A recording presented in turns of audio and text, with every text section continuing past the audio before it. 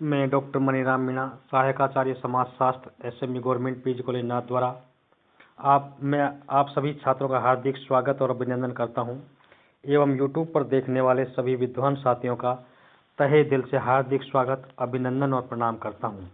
आज का हमारा टॉपिक है आश्रम का अर्थ एवं प्रकार, जो अनेक विद्वानों, समाजशास्त्रियों एवं मनु आदि विद्वानों ने इस प्रकार से बताया है।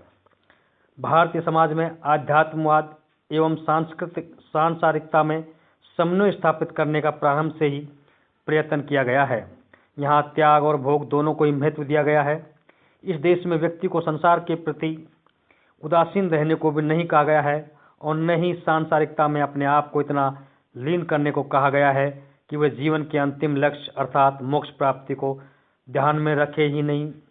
भारतीय संस्कृति में इस बात को विशेष महत्व दिया गया है कि मनुष्य धर्म के अनुसार अपने कर्तव्य का पालन करे, संसार में रहता हुआ त्याग और भोग की ओर प्रेरित हो और अंत में मोक्ष की प्राप्ति करे।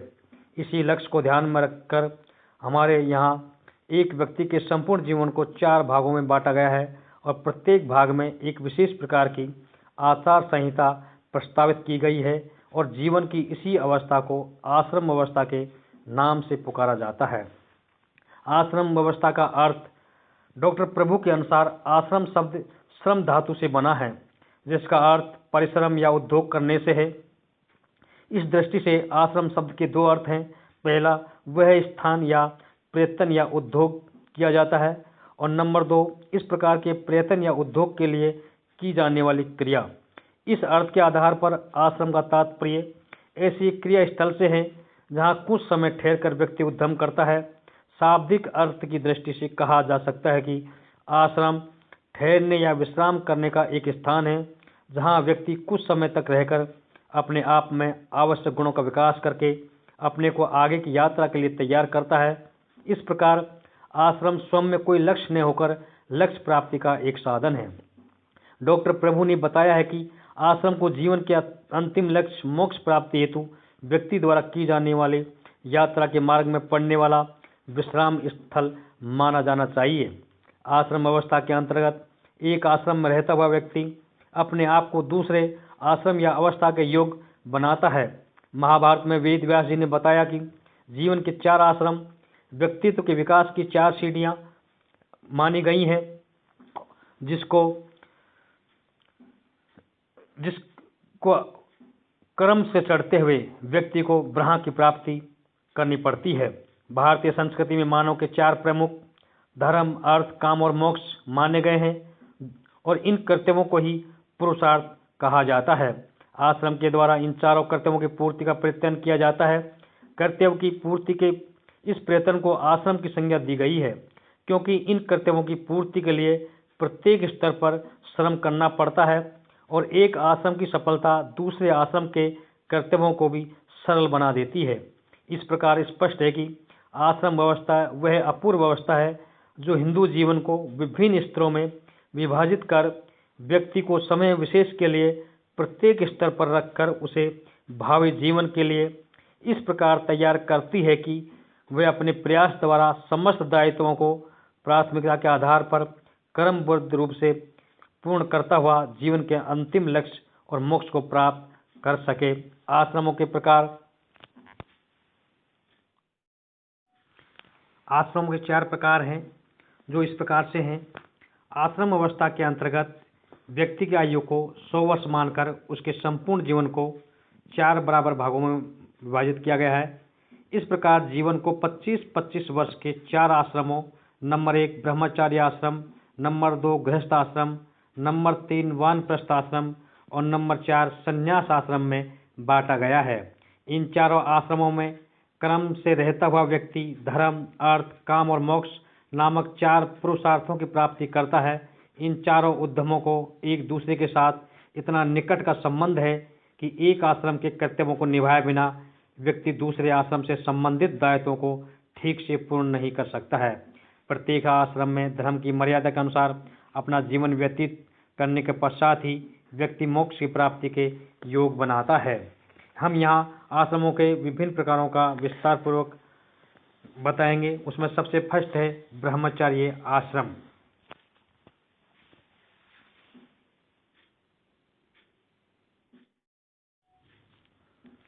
ब्रह्मचार्य आश्रम जीवन का सबसे पहला आश्रम है। उपनयन संस्कार जनेऊ धारण करने के बाद बालक ब्रह्मचार्य आश्रम में प्रवेश करता था। अलग अलग वर्ण के बालक के लिए उपनयन संस्कार की आयु भी अलग अलग हुआ करती थी। ब्राह्मण बालक के लिए यह आयु 8 वर्ष, क्षत्रिय बालक के लिए 11 वर्ष और वैश्य बालक के लिए 12 वर्ष मानी गई थी। इस संस्कार के पश्चात ही बालक ब्रह्मचार्य आश्रम में प्रवेश करता था। ब्रह्मचार्य शब्द 2 शब्दों से बना है, जिसमें पहला अक्षर है ब्रह्म और दूसरा है चर्य। ब्रह्म का अर्थ है महान और चर्य का अर्थ है अनुसरण करना या चलाना। इस तरह ब्रह्मचार्य का तात्पर्य महानता के मार्ग पर चलना यानी महान आत्माओं का अनुसरण करना। ब्रह्मचार्य का सामान्य अर्थ यौन संयम से लिया जाता है, लेकिन ये तो ब्रह्मचार्य का एक पहलू ही था। ब्रह्मचार्य का तात्पर्य सभी प्रकार के संयमों जैसे अनुशासन, कर्तव्यपरायणता, नैतिकता, आचरण की शुद्धता एवं पवित्रता आदि से लगाया जाता था। ब्रह्मचार्य का तात्पर्य केवल इंद्रिय संयम से ही नहीं था, बल्कि इंद्रियों पर संयम रखते हुए वेदों के अध्ययन से भी था। इस आश्रम में ब्रह्मचारी संयम में रहता हुआ अपने आप में अनेक गुणों का विकास करता था और अपने चरित्र का निर्माण करता हुआ भावी जीवन के लिए अपने आप को तैयार करता था। दूसरा आश्रम है गृहस्थ आश्रम। गृहस्थ आश्रम ब्रह्मचार्य आश्रम में अध्यापन कार्य पूर्ण करने के पश्चात विवाह संस्कार संपन्न होने पर व्यक्ति गृहस्थ आश्रम में प्रवेश करता था, जहाँ में 50 वर्ष की आयु तक रहता है। यह आश्रम ही वह महान कर्तव्य स्थल है जहाँ व्यक्ति ब्रह्मचार्य आश्रम में प्राप्त शिक्षाओं को मूर्त रूप देता है।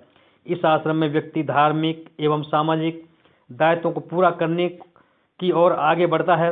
यहाँ मर्यादा में रहता हुआ व्यक्ति धर्म, अर्थ, काम नामक पुरुषार्थों को प्राप्त करता है। इस आश्रम में रहकर ही वह स्वयं, परिवार एवं समाज के प्रति अपने कर्तव्यों को पूर्ण करता हुआ अपने को आगे के आश्रम के योग बनाता है। गोखले ने गृहस्थ धर्म के संबंध में बताया है कि आश्रम के अंतर्गत एक गृहस्थ का धर्म है कि वह जीव हत्या, असंयम तथा असत्य से दूर रहे, पक्षपात, शत्रु, निर्बुद्धिता तथा डर को पास न आने दे, मादक द्रव्यों का सेवन न करे, कुसंगति में न पड़े, अक्रमणता और चाटुकारों पर धन व्यय न करे एवं माता पिता का सम्मान करे, आदर करे, सेवा करे, आचार्यों का मान सम्मान और सेवा करे और वृद्धों का आदर करे और सेवा करे। पत्नी के प्रति उसका व्यवहार धर्म, अर्थ और काम की मर्यादाओं के अनुसार होना चाहिए। इस प्रकार परिवार के सदस्यों में पारस्परिक आदर तथा एक दूसरे के कल्याण का ध्यान ही कुल धर्म का सार था। गृहस्थ में इन सभी दायित्वों को देखते हुए ये कहा जा सकता है कि गृहस्थ आश्रम व्यक्ति के लिए भोग एवं विलास का काल न होकर त्याग में जीवन, कर्म और साधना का महान स्थल माना जाता था। गृहस्थ आश्रम के सारे दायित्वों को यज्ञ, दान और तप के अंतर्गत सम्मिलित किया गया था।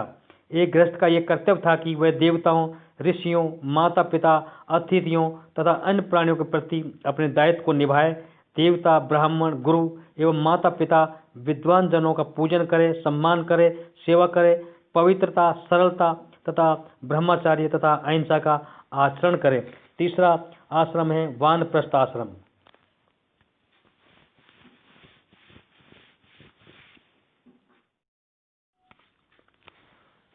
तीसरा वानप्रस्थ आश्रम शास्त्रकार ने इस प्रकार से बताया है। शास्त्रकारों के अनुसार 50 वर्ष की आयु पूरी कर लेने पर व्यक्ति को वानप्रस्थ आश्रम में प्रवेश करना चाहिए। मनु ने बताया कि जब गृहस्थ ये देखे कि उसके शरीर की त्वचा शिथिल हो गई है, उसमें झुर्रियाँ पड़ गई हैं, वह किसी प्रकार का काम नहीं कर सकता है, बाल पक गए हैं या सफ़ेद हो गए हैं, पुत्र के भी पुत्र हो गए हैं यानी पड़ पोते हो गए हैं, तब वो सब विषयों से मुक्त होकर वन का आश्रय ले सकता है। डॉक्टर काणे ने लिखा है कि 50 वर्ष के लगभग की अवस्था हो जाने पर व्यक्ति को संसार के सुख एवं वासनाओं के भूख से ऊब उठता था तथा वन की राह ले लेता था। जब वह आत्मनिग्रही, तपस्वी एवं निरपराध जीवन व्यतीत करता था। शाब्दिक दृष्टि से वानप्रस्थ का अर्थ है वन की ओर प्रस्थान करना। स्पष्ट है कि 50 वर्ष की आयु प्राप्त कर लेने के बाद व्यक्ति अपने परिवार, नाते, रिश्तेदारों और समाज को छोड़कर जंगल में चला जाता है और मानव मात्र की सेवा में अपना समय लगाता है। वह 75 वर्ष की आयु तक इसी आश्रम में रहता है। वानप्रस्थी के लिए बताया गया है कि वह जंगल में एक कुटिया बनाकर रह सकता है या रहना चाहिए। वह जंगल में अकेला भी रह सकता है और अपनी के पत्नी के साथ भी रह सकता है। अगला पॉइंट है, अगला आश्रम है नंबर 4, संन्यास आश्रम, जो मनु ने इस प्रकार से बताया है। क्योंकि संन्यास आश्रम के बारे में मनुस्मृति में बताया गया है कि आयु के तीसरे भाग को वन में व्यतीत करने के बाद आयु के चौथे भाग अर्थात 75 वर्ष की आयु के पश्चात वानप्रस्थी संसार को छोड़कर संन्यास आश्रम में प्रवेश करता था और वह सामाजिक और सांसारिक संबंधों से पूर्णतः अलग हो जाता था। सन्यासी उनसे ही माना गया था जो संसार का पूरी तरह से त्याग कर चुका हो। संन्यास आश्रम में प्रवेश करने पर व्यक्ति अपना प्रणाम भी त्याग देता था और सन्यासी के रूप में नवीन नाम ग्रहण करता था। इस आश्रम में सन्यासी के लिए एक ही पुरुषार्थ प्राप्त करना शेष रहता था और वह है मोक्ष। इसकी प्राप्ति के लिए उसे सब कुछ त्यागना पड़ता है। वह स्थायी रूप से एक स्थान पर नहीं रहता, एक स्थान से दूसरे स्थान पर घूमता रहता है और लोगों को उपदेश देता रहता है। सन्यासी को अपने पास कुछ भी रखने की आज्ञा नहीं थी। वह जीवन मृत्यु की चिंता से परे होता था। अपनी भोजन संबंधी आवश्यकताओं की पूर्ति के लिए वह दिन में केवल एक बार भिक्षा मांग सकता था। जो कुछ मिल जाता उसी में उसे संतोष होना पड़ता था। अधिक मिलने पर प्रसन्न नहीं होता और नहीं मिलने पर दुखी नहीं होना पड़ता है। वायु पुराण के अध्याय 8 में सन्यासी के 10 कर्तव्य बताए गए हैं। भिक्षावृत्ति से भोजन प्राप्त करना, चोरी न करना, भ्रांत तथा आंतरिक पवित्रता रखना, प्रमादी न करना, ब्रह्मचार्य का पालन करना, दया करना, प्राणियों के प्रति क्षमावान होना, क्रोध न करना, गुरु की सेवा करना, सत्य बोलना और समाज को सही दिशा देना आदि बताए गए हैं। हम आपको अगले व्याख्यान में आश्रम अवस्था का समाज शास्त्रीय महत्व के बारे में बताने का प्रयास करेंगे। धन्यवाद। थैंक्स।